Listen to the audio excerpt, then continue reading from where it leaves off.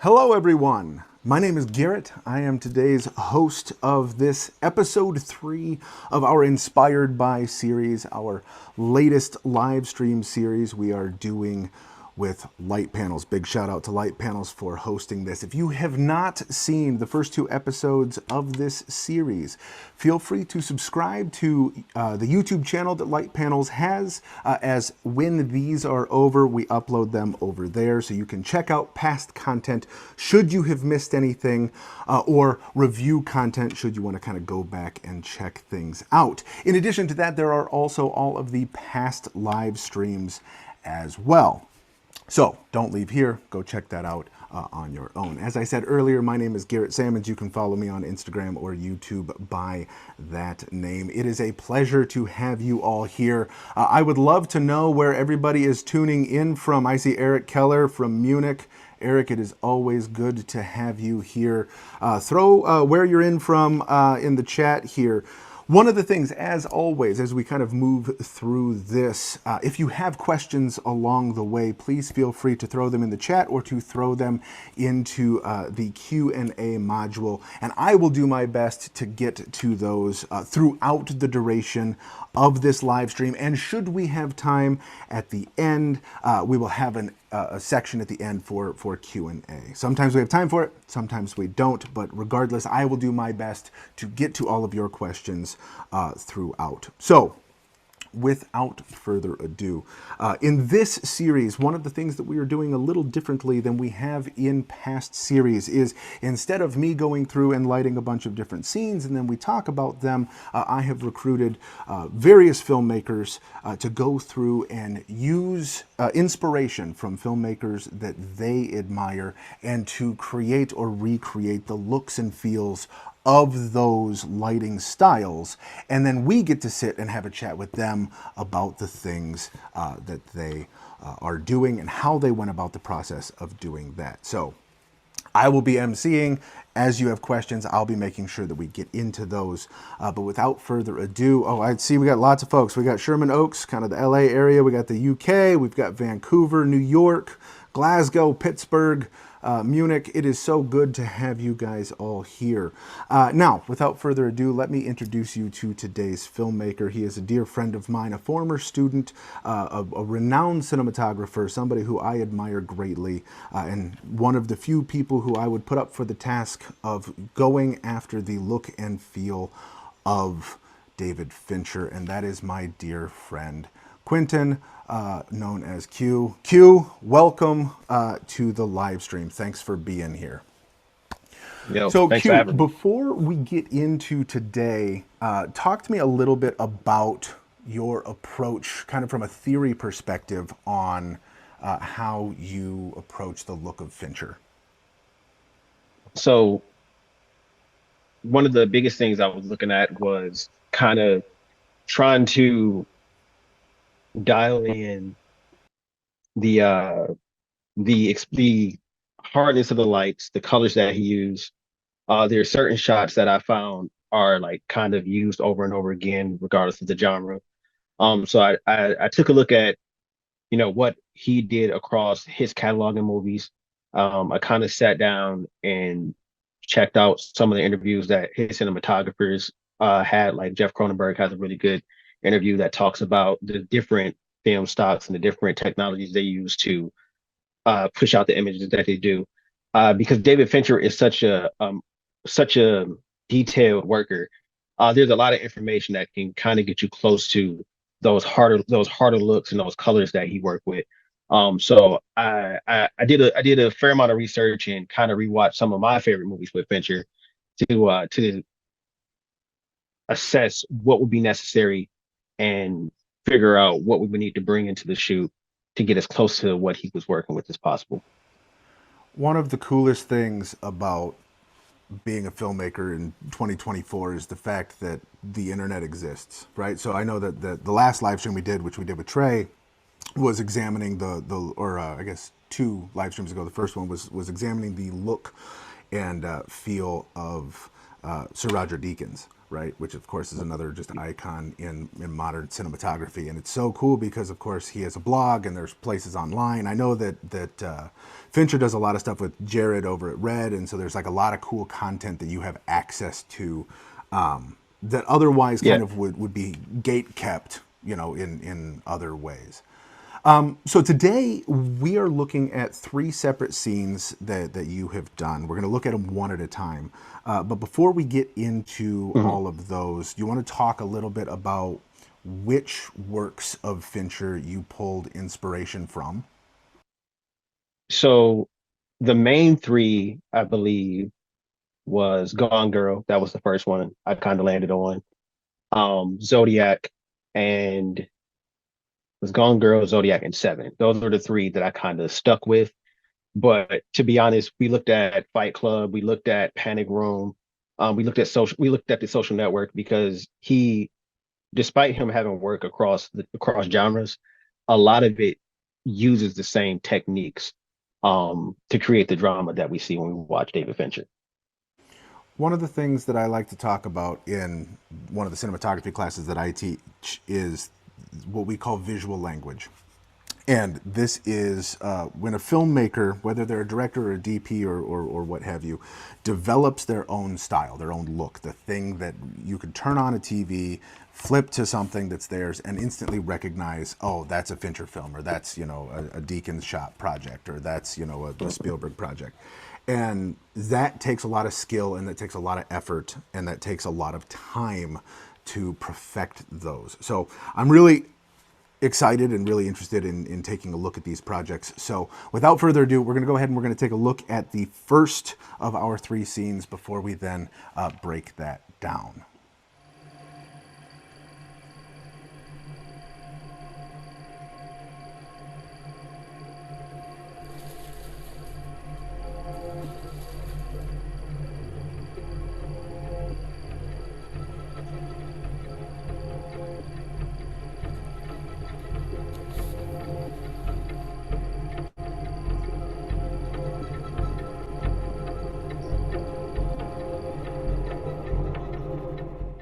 One of the things that Fincher is such an expert in is storytelling without dialogue, right? Obviously, there's dialogue in Fincher projects, but you could almost watch a lot of his projects on mute and like really understand the story there. So walk us through this first scene of kind of searching through this basement.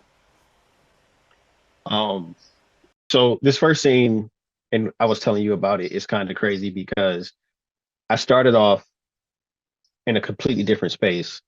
I actually started the entire project off with a scene from Gone Girl, where Amy is like in her diary, and we discover this diary, and there's this information. And what I found was in almost all of Fincher's like thrillers or mysteries, there's this scene where a detective is kind of in the dark with his flashlight looking. We get a lot of greens and yellows. There's these hard lights. I took inspiration from a few different movies to create this scene where we have our young detective. He's walking through this basement who that we fixed up to be kind of a crime scene, and he's looking for details. He's searching through stuff, and finally we come to the end and he finds this diary. I love it. I love it. All right, so walk us through the setup here. What did you do? How did you go about it? How did you shoot it? So for our first shot, we got our camera on a dolly, and the first light we put up is actually going to be the one you see behind him on the staircase, which is a Gemini 1x1, basically pointed down the staircase, bouncing off of the wall and coming down behind him. And then we added an additional light. It was back, like right, like back to his right, like camera right, and we gave that more of a warmer temperature because Fincher uses a lot of greens and yellows in his scenes. And what we did is we set our camera to a higher white balance so that everything came in a little bit warmer. And we also had a green tint that was being radiated through the basement just naturally. And the cool thing about the Gemini was we were able to actually match the green tint to get that color look that you see in the footage. Um, and really that was it as far as the lights. We had the one light upstairs that was set to more of a daylight type of situation. We had the one light that was down with them that was warmer. And then to get that atmosphere, we pumped a bunch of haze into the basement. I believe we used like the Mystic haze generator. And that's where you're getting a lot of that fog from. So let's talk a little bit about, let's start with the atmosphere, right? So quality light, when we talk about quality light, obviously if folks have watched the live stream before, we know we're talking about the accuracy of that light, and then of course the intensity or the brightness of that light, both of which the Geminis do really well. But when we talk about the behavior of light, like how light interacts with a space, one of the things that gives Fincher projects the look that they have is the fact that he uses a lot of volumetric light or atmospheric light. And this is Mhm. something that historically has been harder for entry level, indie level filmmakers to accomplish at the same level because they're not working with huge, 2-ton grip trucks that have all sorts of G&E and hazing on them. So walk me through a little bit about your approach to atmosphere and how you use light to kind of create the look and the environment of the feel. So so the Geminis have such a crazy output that when we first started our setup, we basically cranked everything to 100, um, all lights, all lights and our haze, and we just pumped everything into the room to see what we could see. And Fincher, who shoots the most, who switched over to shooting digital, and like you said, works close with Red. We also use I believe the Red Komodo 6K to get closer to what he worked with. So we were able to pump all that light plus the haze into the room. And once we got the atmosphere, we kind of walked it to see what we needed to take away. Because at that point, it's haze atmosphere everywhere. And once we got to see where everything was at 100%, we were able to turn things down and dial it in into a way where we got this really nice, we got this really nice fog going through the room, and that gave not only emphasis to the lights that we were using, the Geminis, but also it gave the flashlight a nice little beam at the shot through. Like a lot of times when we talk about atmospheric lighting, when we get those rays of light, it's mostly just that haze coming through. So a lot of those rays of light are coming from the atmosphere that we pumped into that situation. 100%. Now, an episode that we did, I believe it was in one of last year's live streams, and again, you can go back onto to the YouTube channel that Light Panels has to check it out, is talking about confidently underexposing. It is not always necessary to make sure that you are exposing at exactly that 18% gray, that neutral 50%. Mhm. You can absolutely play with where you want your exposure to lie. The important thing, and we have an entire episode on this, so go back and watch it, but one of the things that's important if you do want to play with your exposure is understanding how to appropriately and properly underexpose to then get the light to look and work the same way on Mhm. camera that you would want it to play in post. Before we move on to the second section, do we have any questions on scene one from the audience here? Dagoberto from Texas asks, how early in the process is the lens length considered in the production? The process, but how necessary is it to know exactly what you want, or is that even a thing anymore with 4K, 8K, where you can reframe in post? Okay, so a couple things. Q, I'll let you kind of speak to this too. Right off the bat, reframing not really a thing that we do a whole lot of. Mhm. we can reframe, but generally speaking, we want to be at the native resolution, right? We want to be at the resolution that we're going to finally put out. We don't really want to just set up a camera and push because, of course, we have this thing that we call perspective distortion, where different lenses make the environment interact differently with our individual. So lensing is quite important, and you do that quite early. Q, do you got thoughts on that? I think I was thinking about lenses going into it, but I feel like after after shooting for a while, you kind of get like a base lens that you start with. Like I always start every shoot assuming we're going to shoot everything on the 35. I don't really consider reframing in post at all until we get into post and it's like, okay, maybe we need to. But going into it, I assume everything will be 35. Once we have the opportunity to walk locations or to sit down and do storyboards, then I'll consider like, do we need to go longer or do we need to go wider? Um, but it's really is I really go into it with the assumption that everything would be as normal as possible. And then we make changes based on what's necessary going forward. Yeah, I agree. I think that's right. So now let's go ahead and let's switch gears. Let's look at our second scene, our second setup, and then we can kind of dive in and talk about how you went about.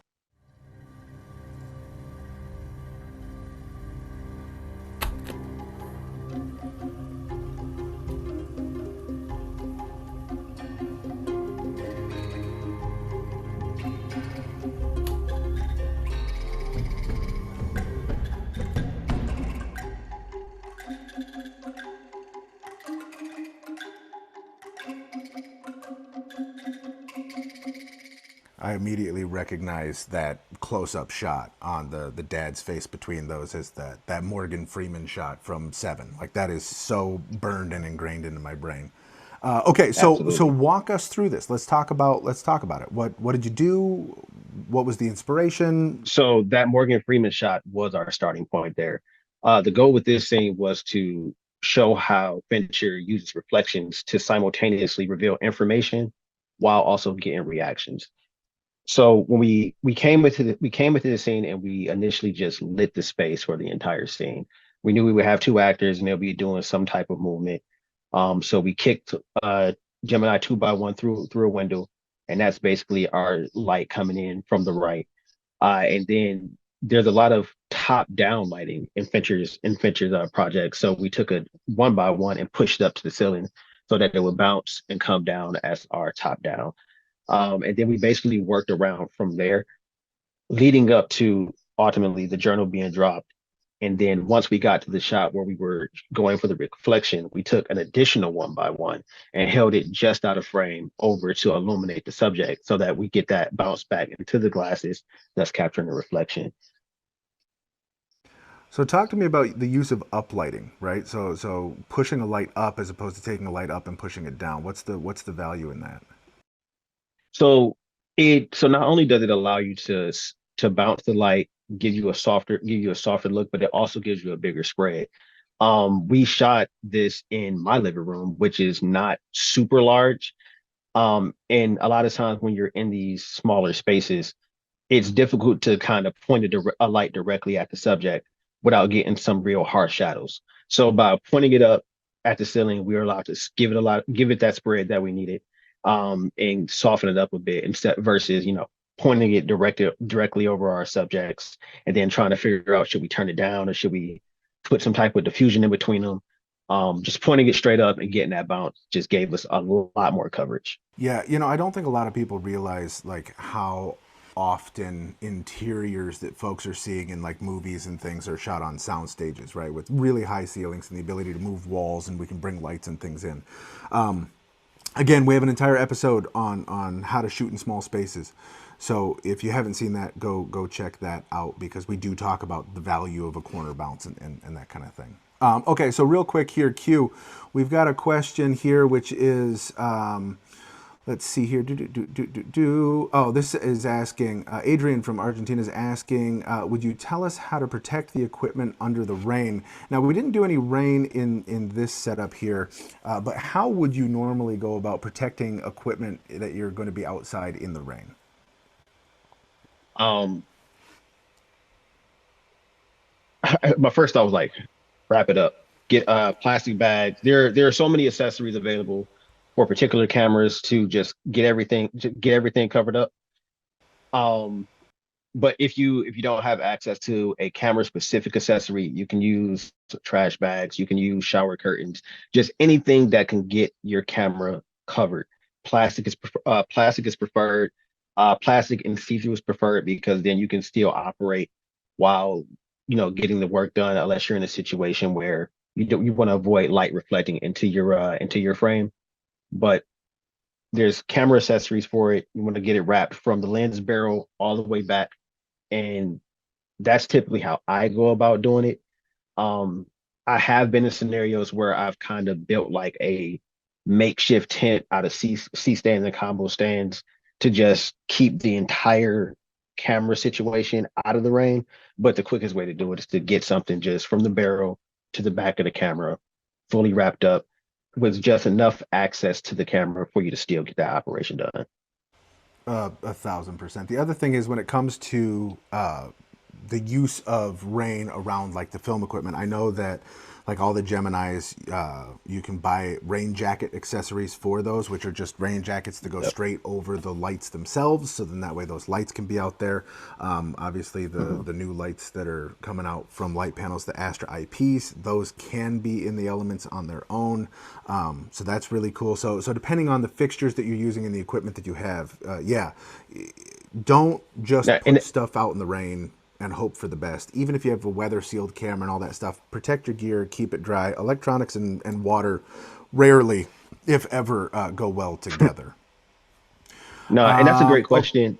yeah, That's a great question because initially we were thinking about shooting a scene that required rain, but because of the logistics of just getting everything wrapped up and making sure it's protected, we kind of eliminated that scene so that we can make everything else flow a lot smoother once we got to shoot that.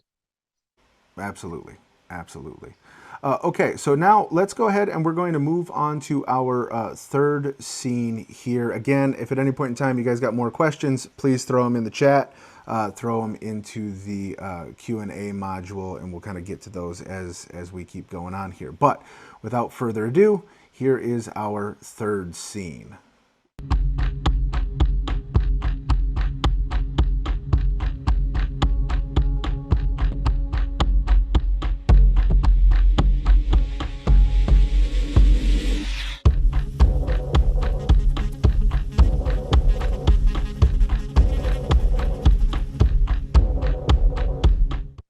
All right, Q. More high energy here. Walk us through it. What's going on? So again, this is the scene that I knew we would do first. Inspired by the Amy Diary scene from Gone Girl. Um, there was also a couple shots in here that were inspired by Mindhunter. Like the very first shot is almost a replication of the push through we get when Amy sits at the dining room table. But we get a similar shot in Mindhunters where we have this guy and he's like pushing open the blind and all these lights come through. So the goal here was to not only use the hard light techniques and the reverse key techniques that we see in a lot of thrillers, especially in Fincher's movie, but also to show how these different setups come together to create tension throughout the storytelling process. So we have this like first push in, and it's usually her at the table, and we kick the 2x1 in behind her. And I think that the only other light in the room is a practical that is camera right, and we kind of kept the 2x1 outside that window for the majority of these kind of living room shots, to give her that backlight. And the only real diffusion we have in the living room is coming from the curtains. We did end up putting a flag up just behind her to keep some of it off of the background walls, but that's mostly the setup for the living room. Then switched it from a daytime scenario to a nighttime scenario where she's sitting there and she's kind of in her pajamas. And what we did there is we kept the 2x1 outside the window, still nothing on the light, the curtains acting as diffusion, and we put a 1x1 in front of her. The Gemini 1x1 conveniently have a TV effect that creates a nice flicker, and that's going to be the light that you see coming to her face. For most of these scenes, the 2x1 was around 5,600 Kelvin, but for the night scene, it's more of like a sunset situation. We kicked it down to 3,700, and that's where we get that warm light coming around the side of her face. And then we went into the bedroom where we brought it back up to 5,600. And that's just kind of, there's a scene in Gone Girl where she's in like a dressing room and she's like in a towel and a robe, and she's, in her diary writing whatever nefarious things she's writing. And we ended it by basically going back to our very first scene. We took the 1x1s back into the basement and created almost a replication of our very first shot with her going down, placing the diary where it is hitting at. And in that scenario, we have the same mixed light type situation where one is set at a warmer temperature. I believe that one was about 3,500. One is set at about 5,600.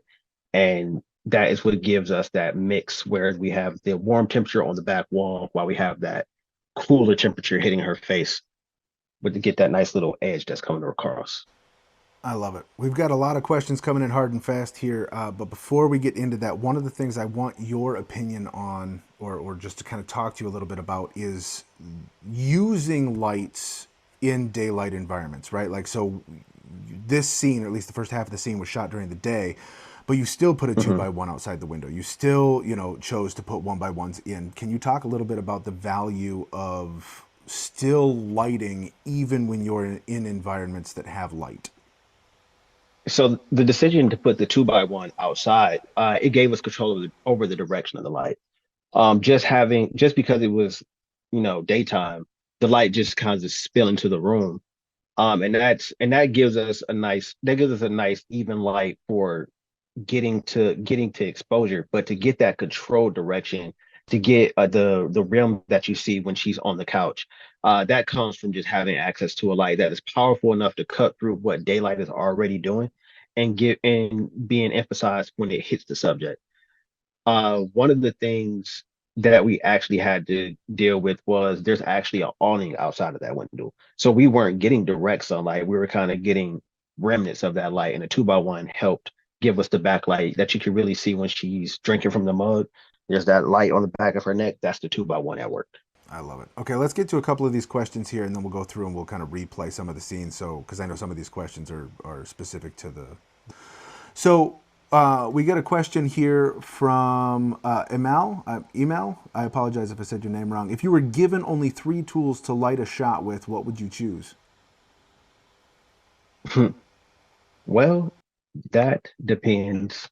If lights and stands are not a part of the equation, I would bring a light meter. I would bring a 5x1, some type of reflector, and then I would bring some type of black fabric flag neg to help control extra light spill. So I would a tool to meter your light, and then at least 2 tools to modify your light.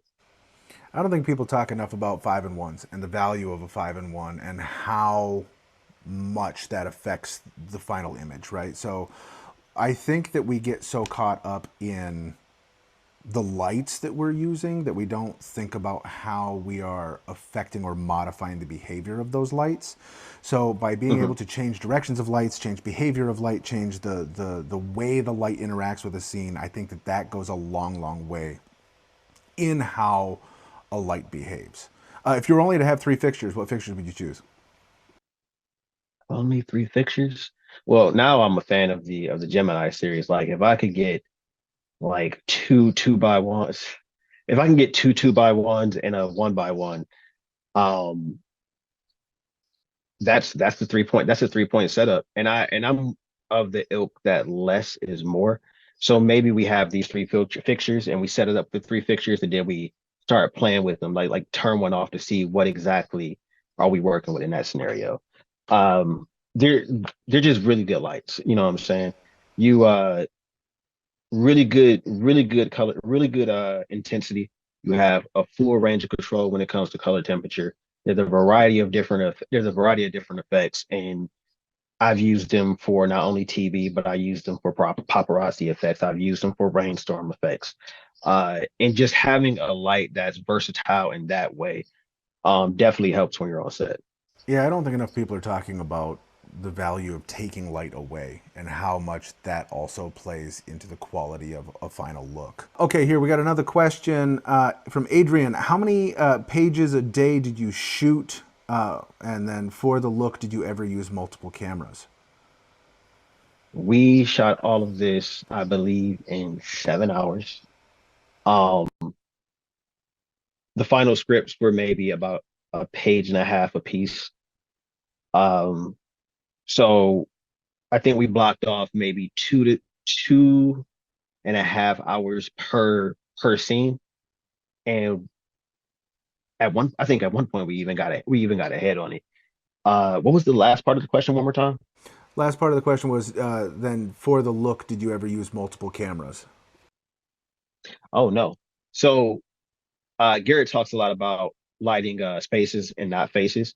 And the benefit of that is if you only have one camera and you light for the space, when you go to capture your other angles, it's not necessarily a complete rebuild of your lighting setup, but more so shifting lights into the position to get the next frame, or like we were just talking about, taking the light out to get the desired look for the next frame. So and I think that's a big part of why we were able to get the entire shoot in less than 8 hours because we went in for our first shot and lit the space, and then everything else was a supplement of the initial lighting setup. 100%. Okay, we got another question here. This question is from Edsum. Is there a guide or rule for choosing whether to shoot on the light or shadow side of a subject? I don't think there are any hard and fast rules. The benefit of shooting on the short side is the drama you get when you have the shadow on the camera side. Um, and that plays really well in a lot of scenarios when you're trying to create drama, where there is tension. Um, you know, me and my friends, we make the joke of darkness for the sake of darkness because when you're in a scenario where the information or the mood is dark, just having darkness, having your darkest shadows be camera facing lends more to the mood versus when you don't. Now we have seen in the past few years tons of horror films that are just high key, bright, light side, same side of the camera, and it kind of creates this irony or this eerie feel because we're looking at such bright images and it's still trying to invoke these darker tones. But just shooting short side gives you more drama.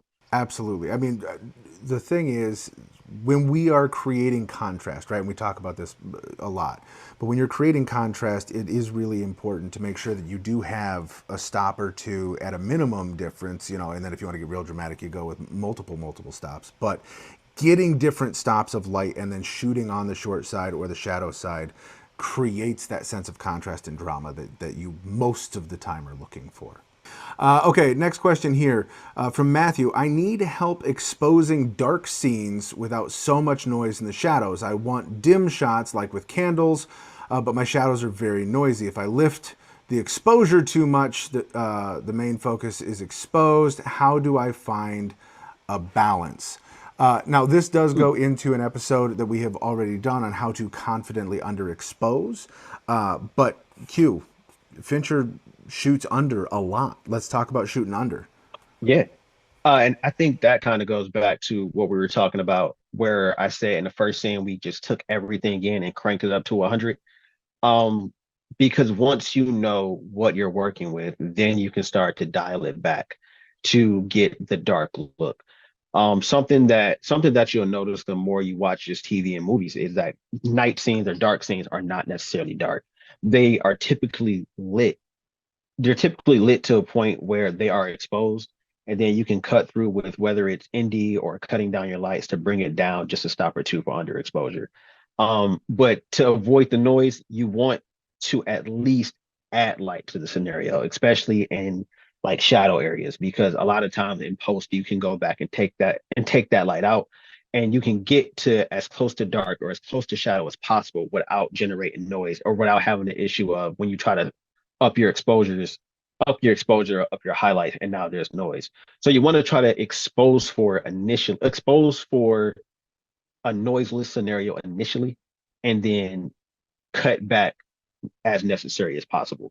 And it's one of those things where generally, and it is somewhat camera dependent, but generally speaking, Mhm. it's easier to bring things down than it is to pull things up in terms of digital. True. Okay, next question here we've got from Jack. Fincher often uses precise and controlled camera movements and angles to enhance the storytelling. Again, going back to what we were talking about earlier, of visual language.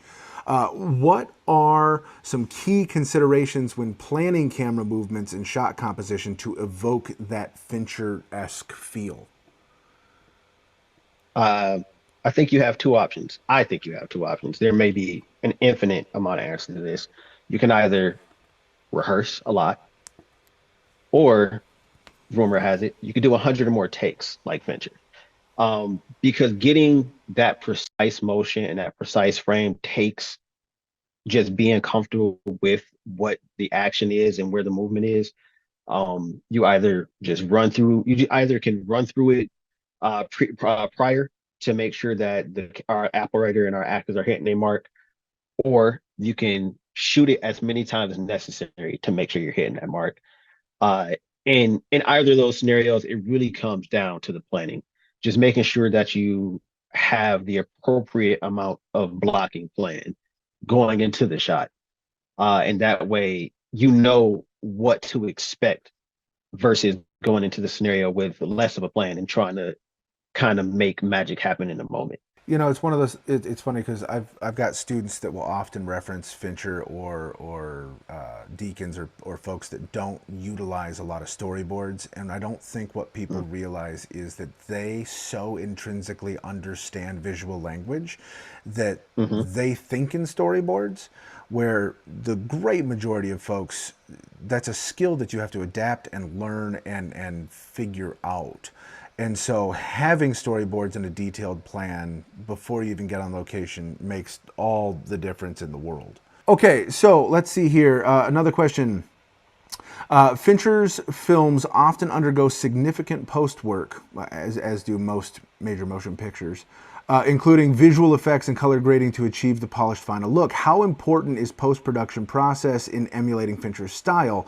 And what are some essential steps or tools you recommend? I think that with emulating Fincher, we talked about the underexposure. So you want to make sure that you have a decent exposure coming out of the camera before you go into post so that you can have the latitude to play with that. As far as color go, Fincher uses a lot of colors, but I think the two I see a lot of, well, the three I see a lot of are yellow, green, and blue. So yellow and green are colors that you can add while shooting. Like when we did our shoot, we added the green in. We set our white balance so that we got a warmer look, so it was easier to push yellow when we got to post. So I think that also comes down to, if you plan for it as you go in, then you have the latitude to process it once you get into post. This actually leads brilliantly into the next question from Nathan here. Did you attain the color in post, or did you create it during the shoot, tweaking the light fixture? And if you used a Gemini, then could you please explain the process? So we use the Gemini. Um, so we use the Gemini for most of the scenarios. For most of the scenarios in the basement where you get a lot of that color, we started off with mixed lighting, one at a cooler temperature than the other. The warmer temperature is what gives us that yellow light, and we already had kind of a green radiation coming through the basement. So on the Gemini 1x1, there is an option to have a tint shift to add green or magenta to the light. So once you get it set to the white balance that you need, which we went about 35, 3700, we can then add a little bit of green into the light, and that comes out through the camera. And an additional way to push that warmth is, I believe it's to make the higher Kelvin temperatures colder, you would come down. You would come down in white balance on the camera. So we did the complete opposite, where we rose our white balance higher so that our warm temperature light radiate through the scene with a lot more warmth and a lot more color. Yeah, mixed lighting is such a fun way of like playing with cinematography and playing with lighting and being able to mix and match how they look, how they feel, how you adjust and mess with them can go a long way. So yeah, it is two things. One, not all lights are created equal, right? We talk about this a lot, the accuracy of the light, but even most of your bicolor lights don't have that tint or offset adjustment where you can go to that green and magenta. So having the ability in in light fixture to be able to do that is awesome. You can also do it with HSI and some of the other settings that are in all of the Gemini lights, but that is a huge piece to that. And then of course, when you are in mixed lighting, being able to play with the white balance in your camera to kind of enhance some of those looks also goes a long way. I think that one of the things that helped here, I wasn't on the shoot, but I can just, from experience in shooting with red, Fincher shoots with red, so it's much more easy to color match when you're shooting kind of in the same color profile and kind of the same type of color matrix or gamut that he would be using. And Red Raw is just such a fun codec to play with. Just what you're able to do with it in post, even not. Q, I'm not saying you're not a professional colorist. I'm not a professional colorist either.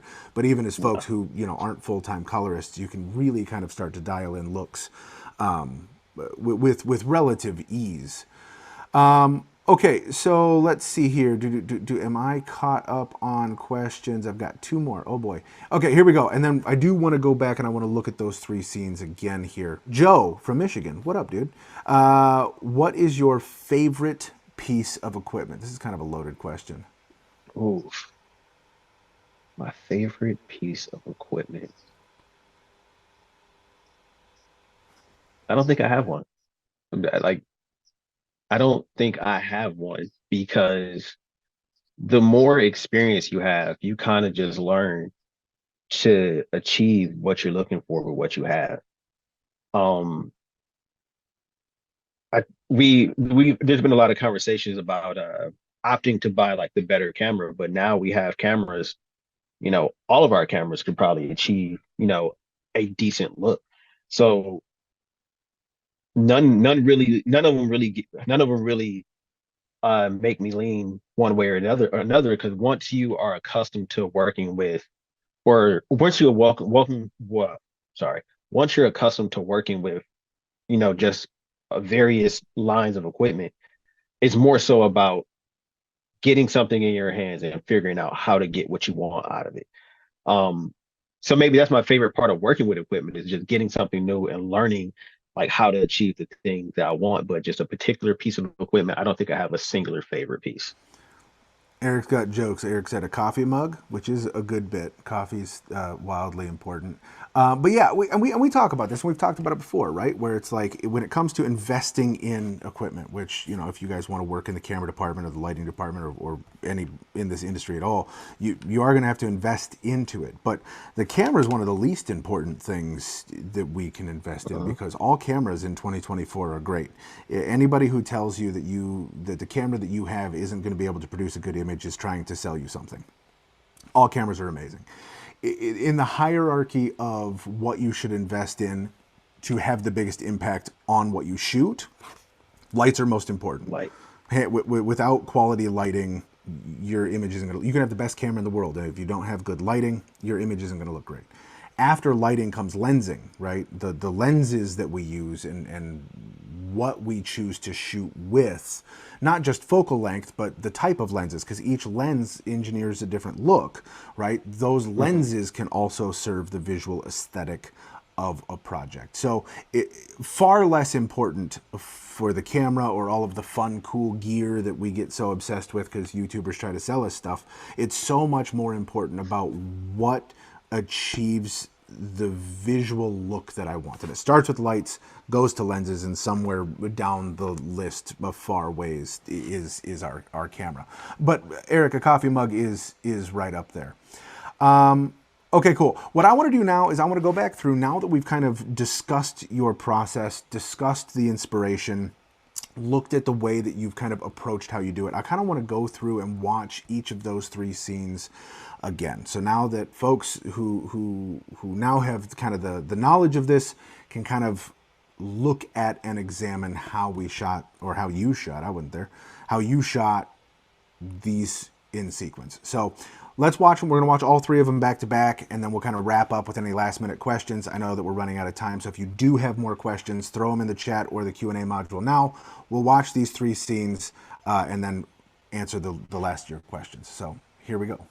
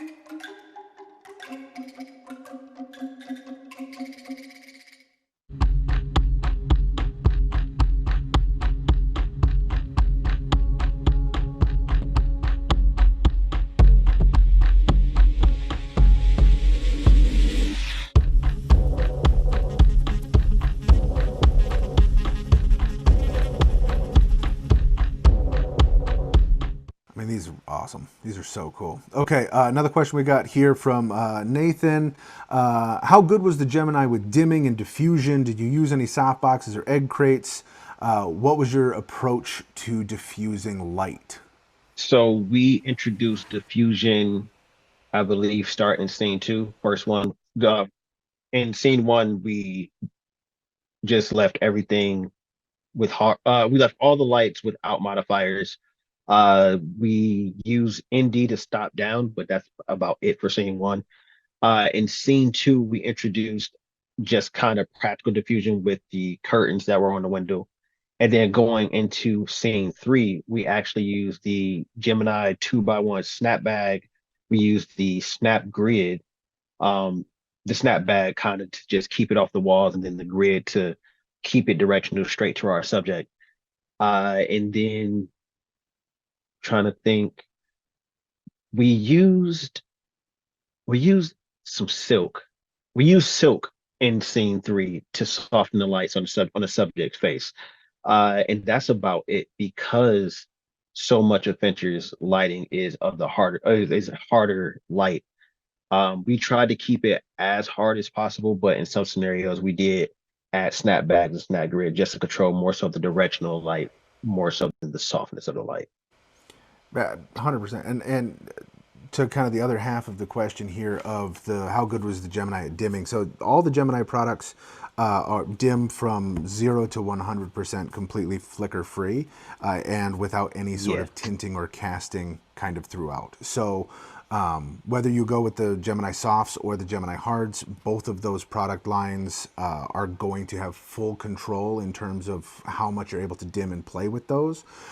You are also able to play with kind of the built-in diffusion that's on the front of those panels. You can buy additional fronts for those, so you can change the amount of diffusion directly on fixture.